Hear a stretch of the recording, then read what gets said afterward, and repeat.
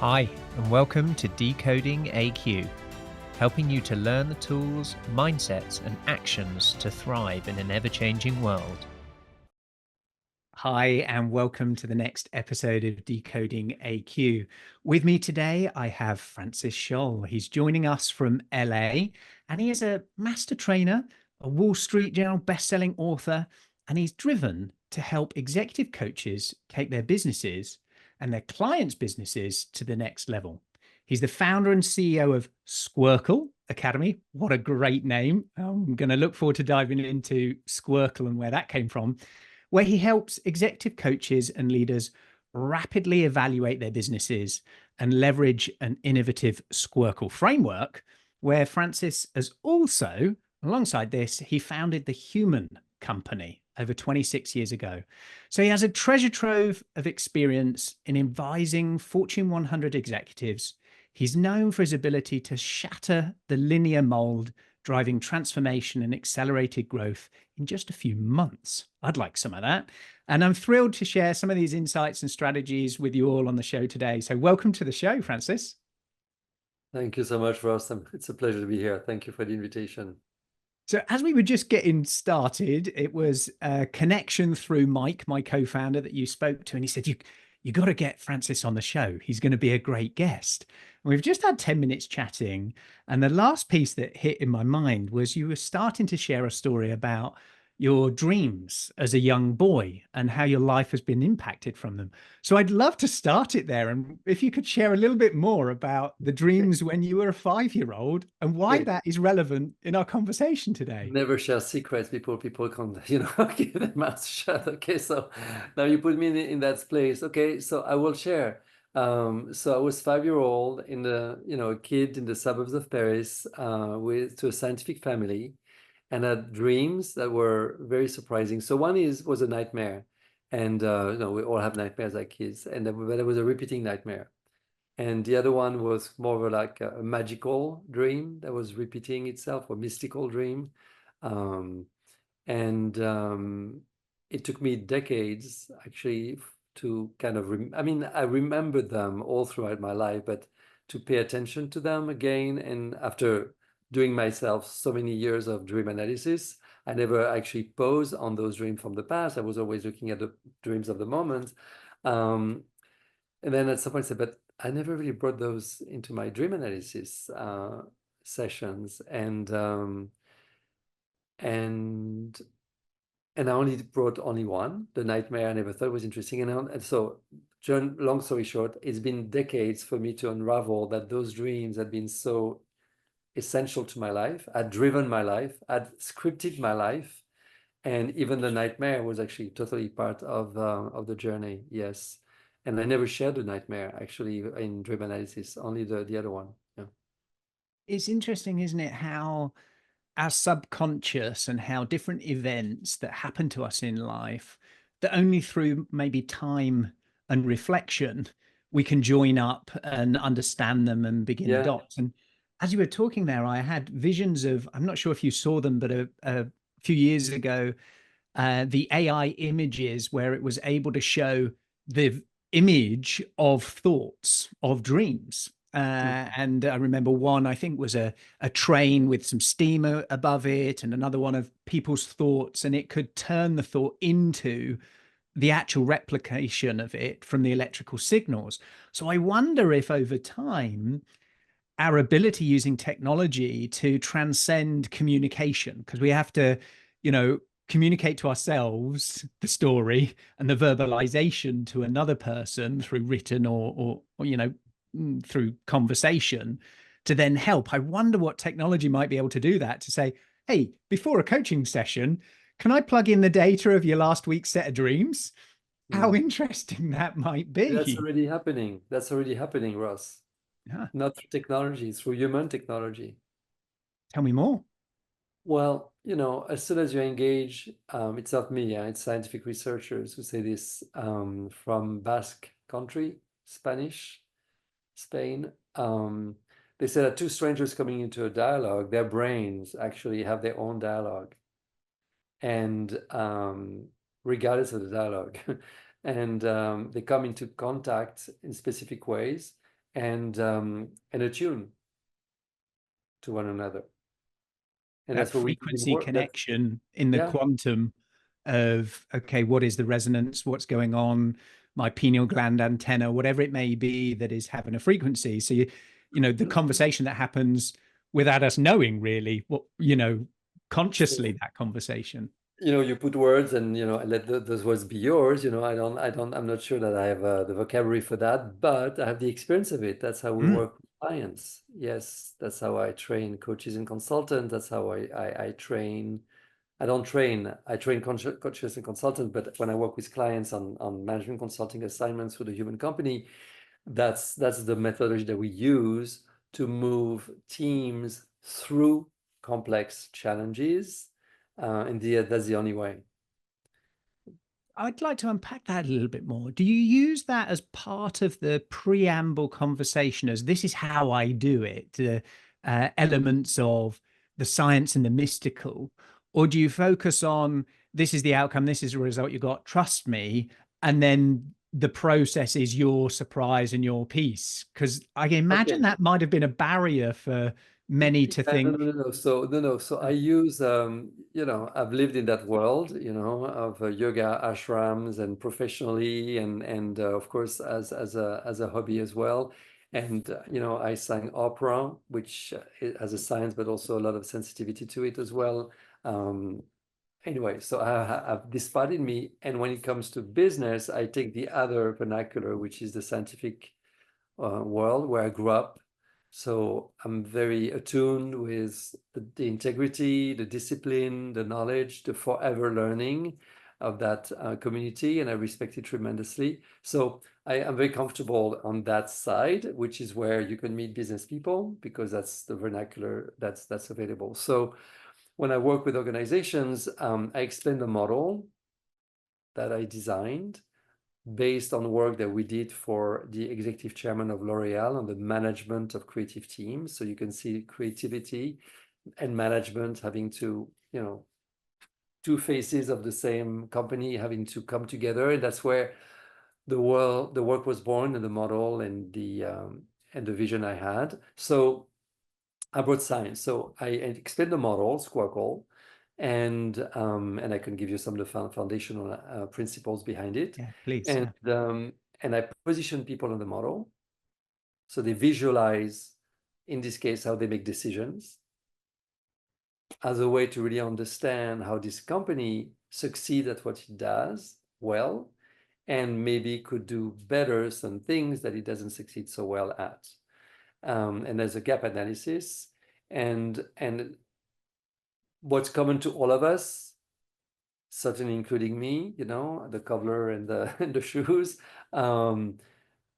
we tend to analyze things and structure things without the awareness that when we do this, we limit tremendously our innate abilities to create, adapt, and be resilient, that we are natural born complex problem solvers, natural born adapters, and and that those are the qualities that we need in this world that's so much different than the one where we grew up and where we're educated. So the model shows this. It positions the teams and the individuals on the model to understand the piece that is less developed. And then we take them through an experience so they can see for themselves what they need to let shine through within themselves, what they need to let come to the fore, those natural abilities to solve as a team a complex problems and deliver a measurable outcomes, which is really a mirroring of what's happening in real life. And that's in this game that people realize that there is a subliminal communication between the group that nobody can really explain, that nobody can control, yet everybody can influence, and together can work with and through to get on the other side of the complex challenge and deliver the outcomes. And we've done that around the world, on 5 continents, across industries, sizes of companies, and I can say that the model is agnostic in those 3 dimensions. Yes, it's universal. It's really often quite challenging to explain a state of coherence and collective team coherence around how you get in alignment or in flow or in team flow around things. But I'd like to come back to the SQUIRCLE framework and perhaps share both the principles behind it, but then a little bit more about the actual framework. You Yeah, mentioned it okay. came about from a particular challenge Yeah, or project. yeah. Share a little bit more about that, Francis. Yeah, yeah. So it was born out of the work I did for L'Oréal, and so the executive chairman had this vision that the way they were appraising talents was missing the ability to deal with creativity and sensitivity to beauty and beauty products. And so out of that came out, after about a year of deep dive in the managerial culture of L'Oréal, with HR teams, learning and development teams in the US and in Europe, were born global training programs on the management of creative teams, which is a bit of an oxymoron. So those trainings led to a first book, Intuitive Intelligence, Another Path to Success, and then a second book, a model, and then a third book, which is the SQUIRCLE book, where I simplify the model so I can teach it. So what is square and circle? Square is logic and structure. Okay, 2 + 2 = 4. I developed, a structure, a language. That's a structure. So we can together move past barter and have ways to compare the value that we exchange through money. So it's much more fluid. And then circle is perception. I don't apply logic in a situation. I apply perception and improvisation. So if you take marketing research, you have quantitative research, which is square. You do statistics, analysis, you produce data, you analyze data, data crunch and everything. That's the quantitative part, which is mostly, at least to one point, in the producing of the data, very square, responds to statistical mathematics. And then you have the qualitative research, which is focus groups, where you need to perceive between the lines, you need to respond to what you hear and improvise within the timeline that you have and the outline that you set out for yourself and for the focus group. So here it's much more perception-based and improvisation-based. We tend to live in a world where, because of our upbringing and very early on, since age 3, we've learned tools, rational tools such as language, algebra, to educate ourselves, share a common language, which of course are the basis of science, which is really our progress since first enlightenment, took us from dark times to enlightened times. So we value tremendously those tools, and we should. But what we don't know is that science is not there to produce certainty. Science is there to produce knowledge. And it's for us to do what we want to do with this knowledge. And we tend to do it in a way that will make us successful, predictable, and as certain as possible. That's where we get totally deviant, because that's not what knowledge promises at all.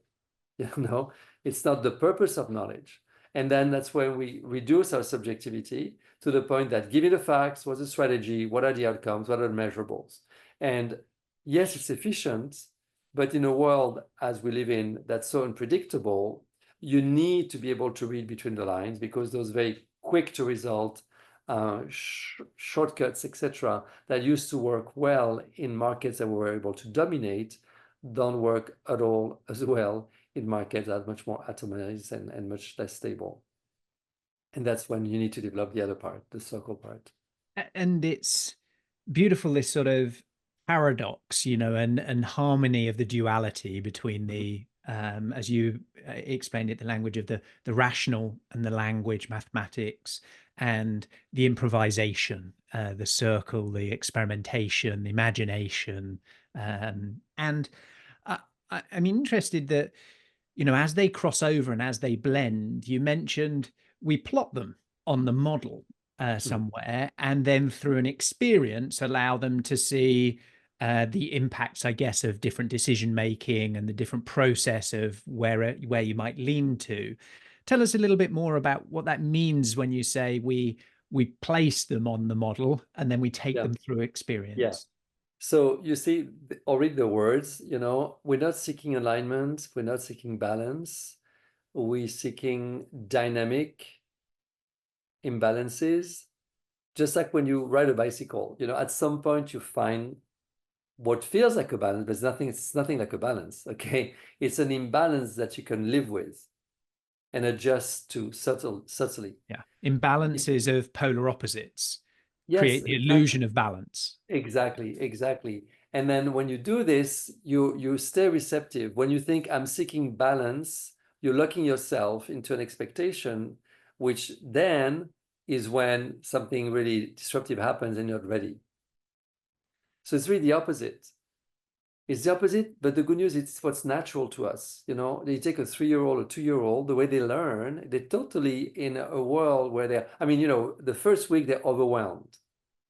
There's a newborn in my family, like a week old, and I'm looking at the pictures. I'm not there, and they're overwhelmed. They have to close their eyes. There's like so much stimulations, and then you learn to be in that stimulation, and then you learn to respond from that stimulation, and you discover the world, and you build your own library of experiences. That's how we grow and develop as human beings. So why do we stop this when we're adults? We stop this because we've built a library and we have knowledge that we believe secures outcomes, which is an illusion, because we see control, which is another illusion, instead of I've got all this wealth of knowledge as a benchmark, the same way as when I go on Google, I'm open-minded to see and find something else beyond the confines of my desk and my office. I'm going to the World Wide Web. And yes, I use benchmarks. Yes, I use my experience and my good judgment, but I'm also open to discover things I don't know. Otherwise, why would I go on Google? So that's what intuition does. It takes us beyond what the rational mind understands. And the discipline is to not judge it with the expectation that it will deliver to me a ready-made solution. No, it's enriching my process. And that's all it does, just like knowledge. You can't forfeit being a subjective, an individual who will have to make decisions. But then nobody has ever taught us how to make decisions in education. So the model helps people make decisions in a way that is integrative of my strategic mind, my optimizing mind, my achieving mind, which are the 3 traditional postures in business, and my nonlinear mind, my sensitive mind, my holistic mind, my mind that doesn't need to know, my mind that doesn't need to solve, my mind that's totally at peace with confusion. Because that's how we're born. When I drive, I've got very limited rules and very limited control over traffic. I can influence it by being reasonable, etc., but I can't control it. So my life is at risk, at the highest risk of the day. I get in my car, 99.99% of the time, I'm home safe. I arrive home safe. And I live through an experience where super high risk, knowledge and experience, and unexpected at any given second.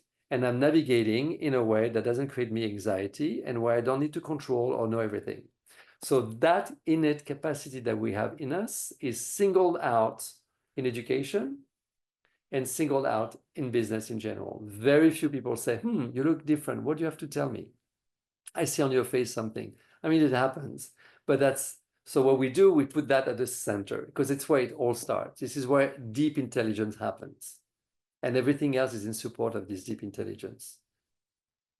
It's fascinating to listen to you, and I'm sure many of the listeners are, as we hear things, we're trying to connect to known knowledge and shape new knowledge from what we're hearing. And it made me think a lot of one of our dimensions of mental flexibility to exist in duality of opposing things.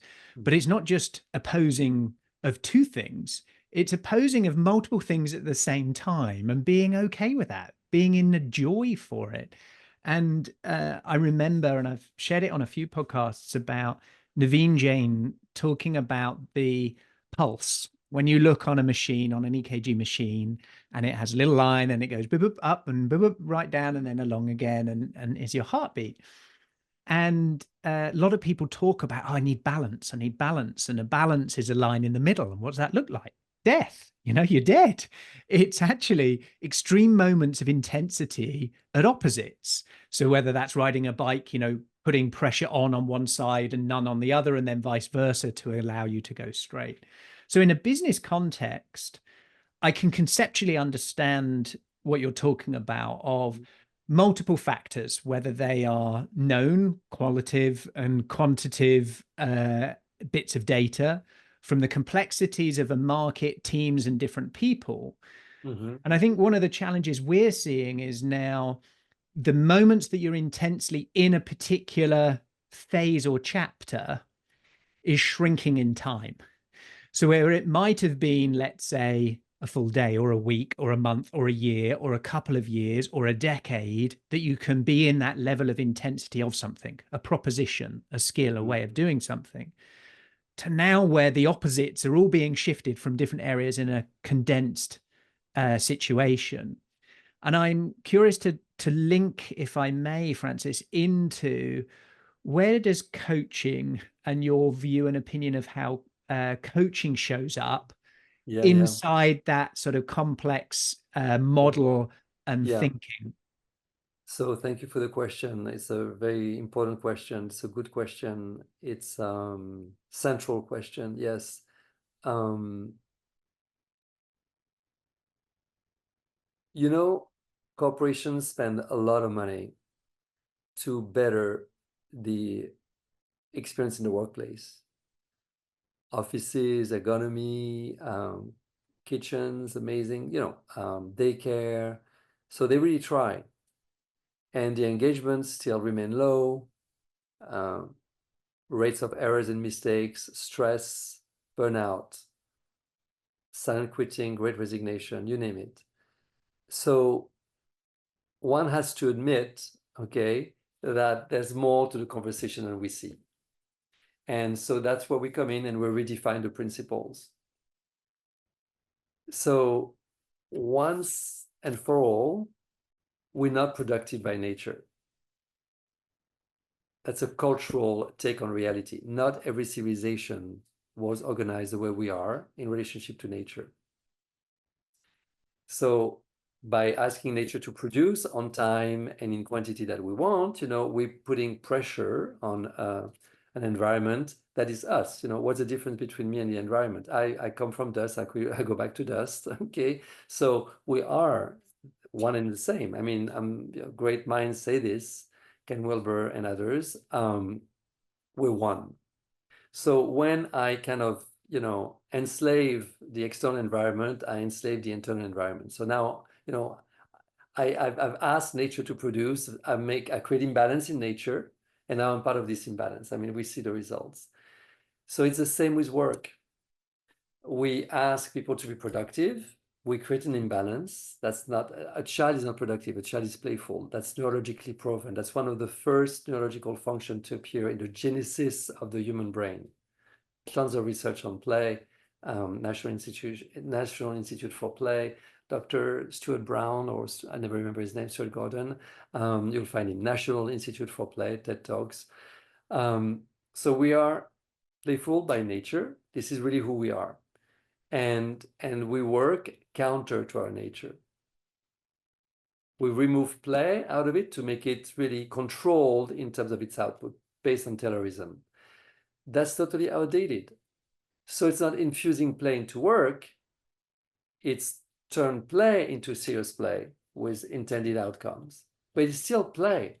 So we use serious games for people to rediscover this.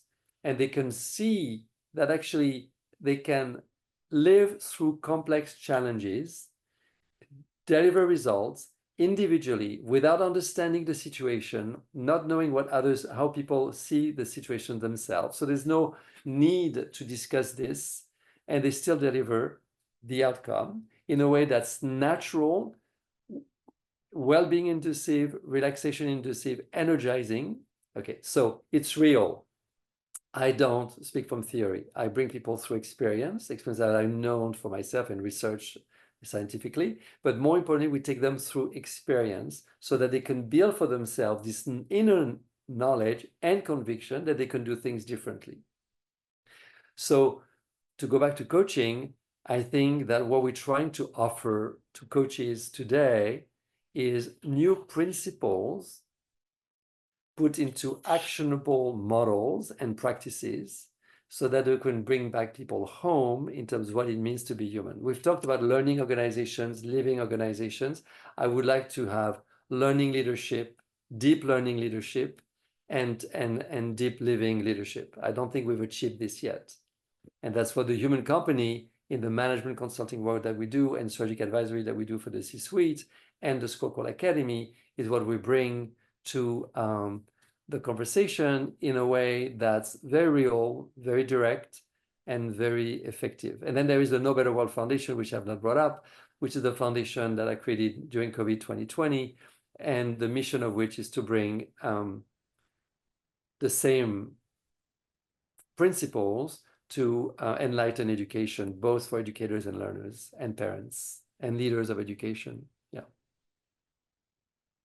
It's refreshing to hear this, breaking down of an old way of thinking and an old neural net that I have that, work has to be hard. All these little phrases, work hard, play hard, all various things that actually to do good things, to produce value, to be productive can also be playful and actually should be playful at its heart. And a lot of organizations are really feeling the pressure for a level of performance, a level of productivity, a level of some kind of outcome, right? And it drives the needle of budgets, it drives the needle of decision making. And okay, I'm doing this. Where will the increase be in shareholder value, in productivity, in performance, in some way? More, growth, growth, growth. Often at the expense of our wellness.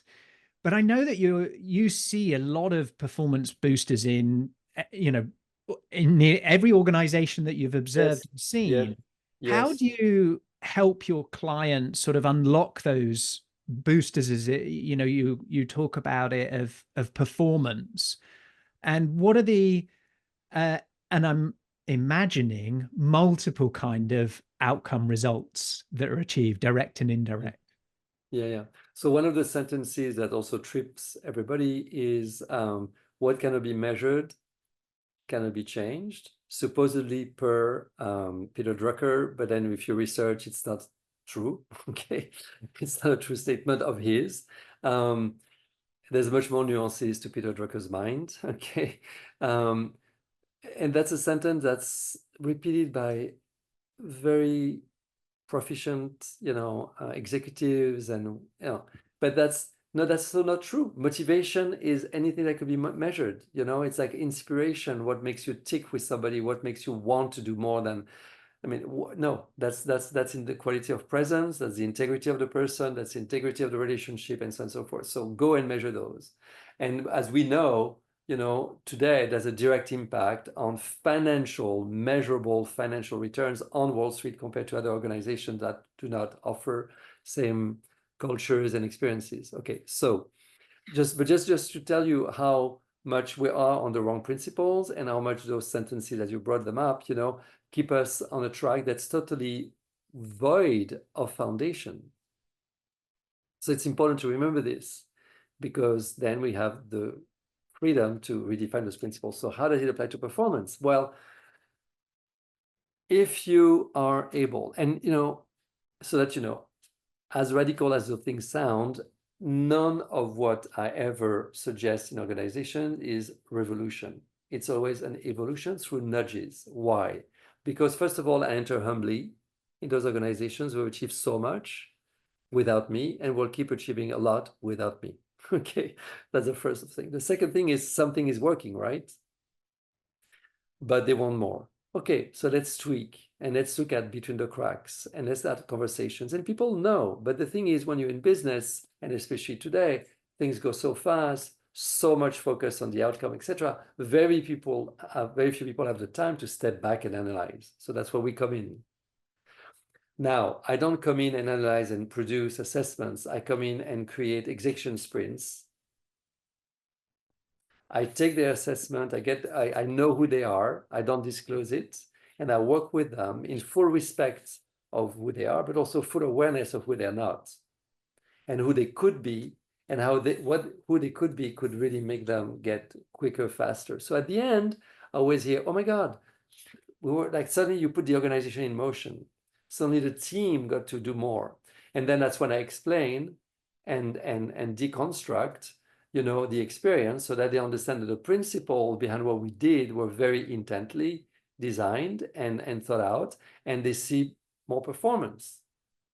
So now they want to know more. They say, okay, well, let's dive deeper, and I can do a little bit of coaching or group coaching. I can train some people internally so they can do that for others if they really want to internalize those principles and behaviors and attitudes, and bring that to how they make decisions individually in groups and how they solve complex challenges together and in groups.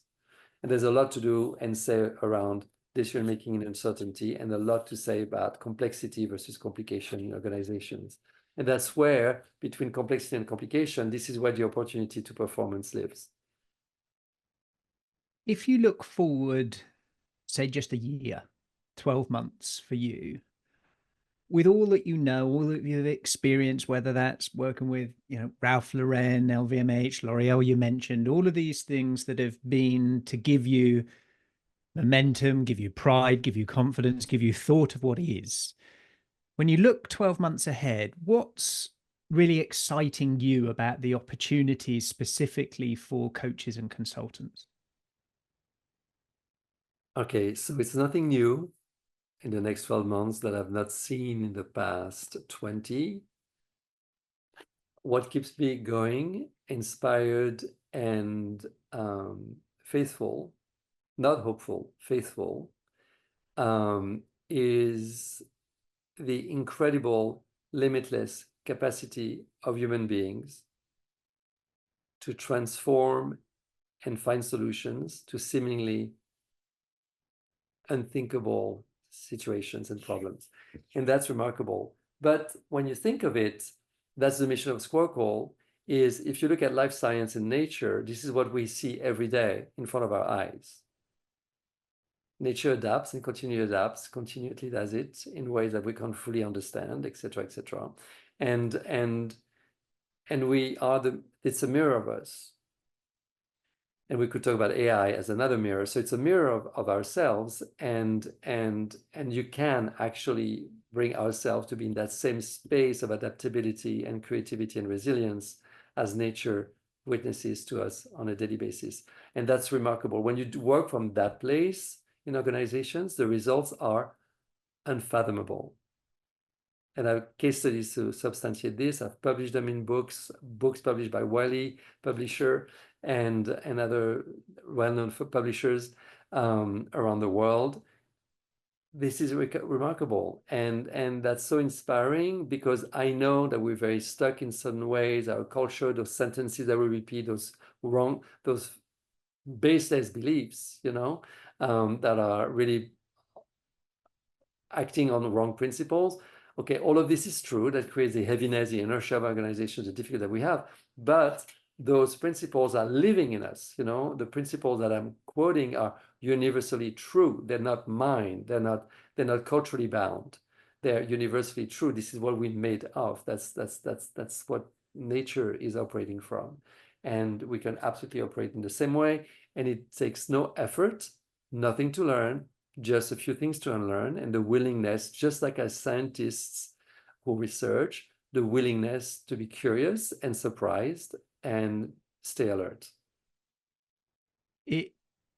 I felt my body change when you talk about just the human imagination and ability to solve, and how we deal with all of those things, of the complexity, of the pressures, of fear, of joy, of you know, such dynamic shifts for all of us going on, but at the very core, this desire to imagine and our ability to solve somehow. As you mentioned, a beautiful word, unfathomable, previously unfathomable about it. Now, that doesn't mean to say it's easy. Right? That because it's possible, because it's innate, because we've done it before. What do you see as some of the biggest sort of blockers or challenges when you're going into leadership teams, going into exec teams to realize their fullest potential, or to do some of the things that you talked about of unlearning? Is there any common patterns that you've been seeing in Well, what some of those I mean, barriers are? I can look out or I can look within. Okay. So I think starting with, probably within is where the core is, right? sorry, what? Sorry.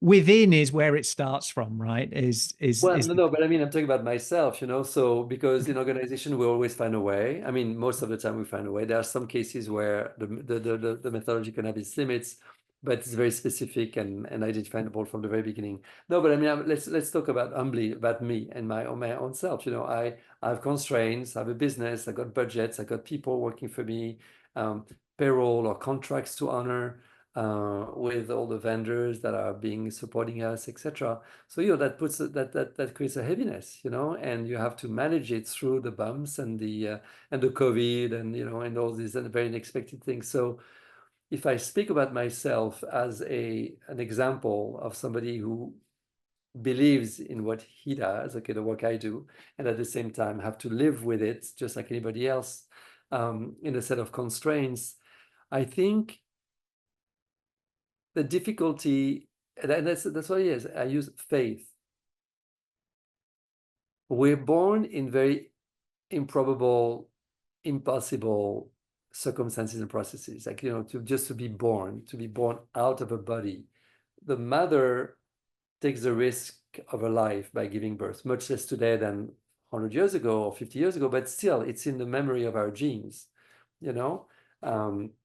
And that's still a reality. It's still a risk, even in the Western world and even in America, and let alone in other countries like Africa, etc. So human species comes to life through a process where life and death are already close to one another, not as separated as we think.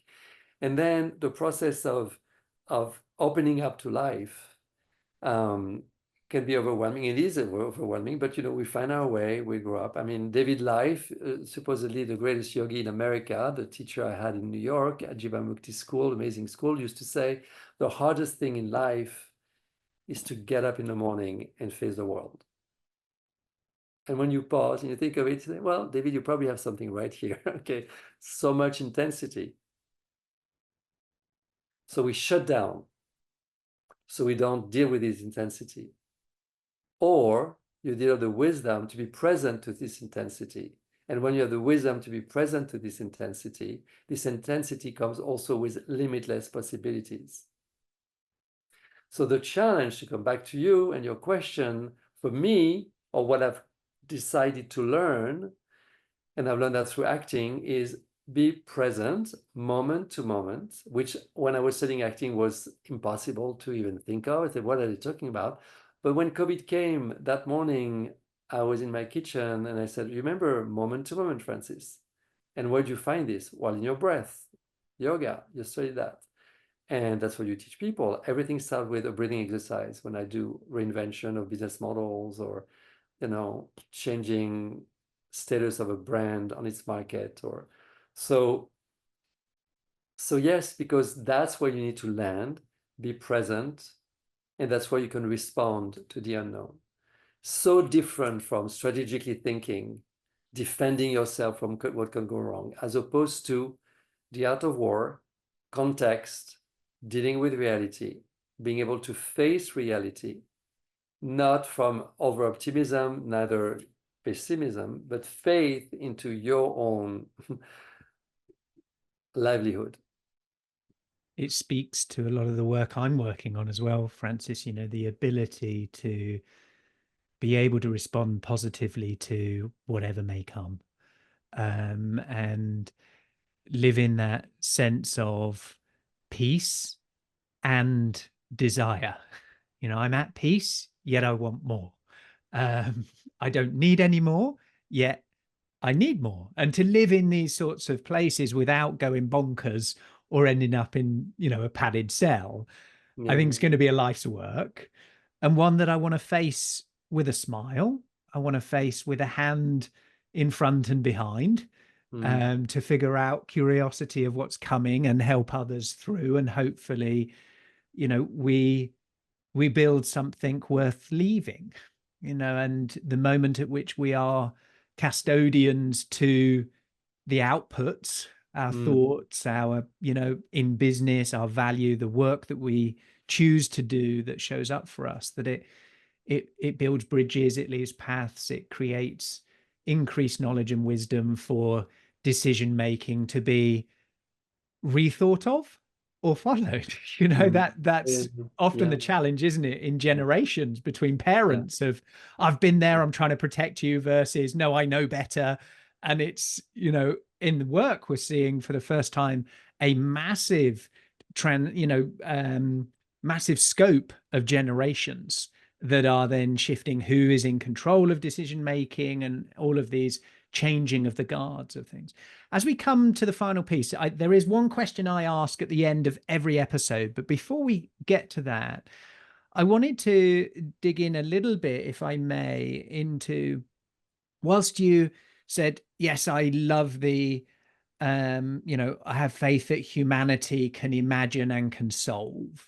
And for you, then a challenge around that is living with the constraints of life, of budgets, of payroll, of those sorts of things, and being able to take moment of solace within there to be present, as you talked about. In terms of the things that you're showing up most with that you feel are crafted well, so you talked about some things you're working on. What are some of the strengths that you feel, do you know what, this is helping me, this is something I've worked on and it's really helping me, that perhaps some of our listeners, depending where they are in the model, Yeah, where they sure, are in sure. their journey, what So is it that's for you? let's talk leaders, okay? And let's talk problem solvers like coaches, okay? We're attached to the progress of our client, and as leaders, we're attached to our authority being transformed into value, correct? I love how And you put that. on both cases, sorry? I love how you put that. Yeah. Really nice. So the shadow of authority turning into value is authoritarianism and forcing and exerting force rather than relaxing into the process, self-examining one's tendency to want to control, which of course will only limit the fields of possibilities, as opposed to self-examining, relaxing, immediately evaluating, the consequences, what's happening here. I mean, because, it's serious, money, investments, people, deadlines. So being realistic, but relaxing into the realism of it, as opposed to tensing. It's not easy because we seek control, which is an illusion, but that's the way we've been brought up.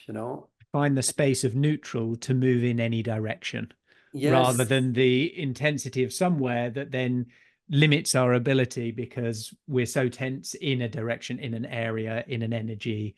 To I in my book talked about the gearbox of a car. You can't go from first to reverse without first, entering into the space of neutral. yes, yes, yes, yes. And I think it's true. And you talk about breath work is a great way of doing that, to place the physical body and then, link to the cognitive ability to do those things. So that's something that you've been working on So, and feel is strong. when you say neutral, yes, and understand that what we call neutral for us is kind of empty, but it's not empty. It's filled with possibilities and life moves. So it provides continuous new things. That's the whole Neutral infinite, Absolutely. maybe. That's Yeah. but that's the vision of the West, in Yeah. the East, especially Japan, there is this whole distribute to, I mean, in art, chiaroscuro, it's become because it's dark that light comes out. Mhm. So in Asia, in Japan essentially, but also China to some degree, there's this notion of what we call empty is pregnant and filled with possibilities. So So, but that's what we don't realize when I become authoritarian. I don't realize that there's a much better option than wanting to control and fixate things. Much better I can imagine, but I don't have the vulnerability at that moment to let myself be surprised. That's what I'm trying to do with the team, like that we're working on with today. Today were problems, and I said super early. I said, okay, I need to do this, And I think outreach sequence, and the hard bit of doing it when there's pressure, yeah, of time, of budget, of a, opportunity, of a boss, of a whatever it may be, financial pressure, human pressure that's being put on, is can we create that space when it's hard, when it's yeah, difficult, when it's yeah, yeah. inconvenient? That's faith in Um, abundance. That's true mm. faith, true abundance. All right, let me hit with you with the final piece, and then we'll, for our listeners, give them the ability to how do they get in touch. You do some amazing work in and around your training, certifications, all sorts of things. But the question that I ask everybody, Francis, is when was the last time you did something for the first time, and what was it? Okay, what came to me immediately was swimming between like across Cancun, like an hour and a half into the waters, um, with whale sharks. And whale sharks are about uh, 15 yards long.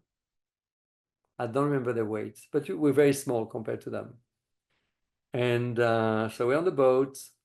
Mexican crew tells us the exact thing that we need to do, and of course, nothing goes per plan.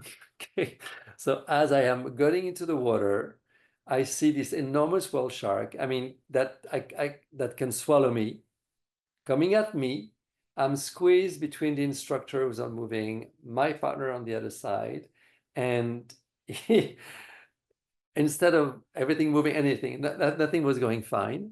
And we're not supposed to stay in the way of the whale shark. We're not supposed to touch the whale shark, and we're supposed to follow the instructor. The instructor is going nowhere. Whale shark is coming at me, and my partner is blocking me to move away from this. Okay, so and then that became one of the most beautiful experience of my life. And everybody who actually swims with whale sharks, which is for everyone kind of a oddity, something out of the ordinary, wants to follow the whale shark to the infinity. Everybody, young, adult, elders, and you see people who are, rather old who do it. It's absolutely no danger, at least from what I experienced. They're very, very calm. They move very slowly, and then you just want to follow them because the field that goes with them, this mass, yeah, and then it fills your dream world the night after, and you take a nap. It's really incredible. It's something, and you have three runs, so you can go 3 times, and it's remarkable. It's incredible, and yeah. So I'm not How afraid of beautiful. water. Yeah, I'm afraid I could not do that on an airplane, like jump or do those things, vertigo. But when it came to this, was like it was incredible. Yeah.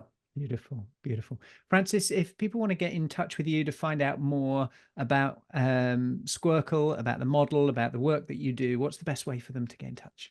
Sure, you can find me on LinkedIn, at francisscholle.com, and you can reach me there, send me a message. They can find me on my website at, let's say, The Human Company. Maybe it's simpler, thehumancompany.com.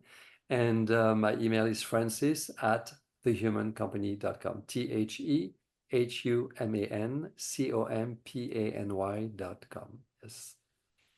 It's been an absolute joy to hang out. I have no idea where things will end up going. I have a bit of a plan, a bit like you mentioned. You have a plan when you get in with the whale sharks. Who knows where the vortex will take you of the energy and mass? Your energy and wake is beautiful. I've enjoyed the ride. It's been Likewise. delightful. And I look forward to seeing what shows up through surrenderment and through intentionality at the same Thank time. you. I So really thank you. appreciate it, Ross. Thank you. And thank you to your listeners as well. A pleasure to talk to all of you. Thank you, Ross. Bye-bye. Do you have the level of adaptability to survive and thrive the rapid changes ahead? Has your resilience got more comeback than a yo-yo? Do you have the ability to unlearn in order to reskill, upskill and break through? Find out today and uncover your adaptability profile and score, your AQ. Visit AQai.io to gain your personalized report across 15 scientifically validated dimensions of adaptability. For a limited time, enter code PODCAST65 for a complimentary AQME assessment. AQai, transforming the way people, teams, and organizations navigate change. Thank you for listening to this episode of Decoding AQ. Please make sure you subscribe on your favorite podcast directory, and we'd love to hear your feedback. Please do leave a review and be sure to tune in next time for more insights from our amazing guests.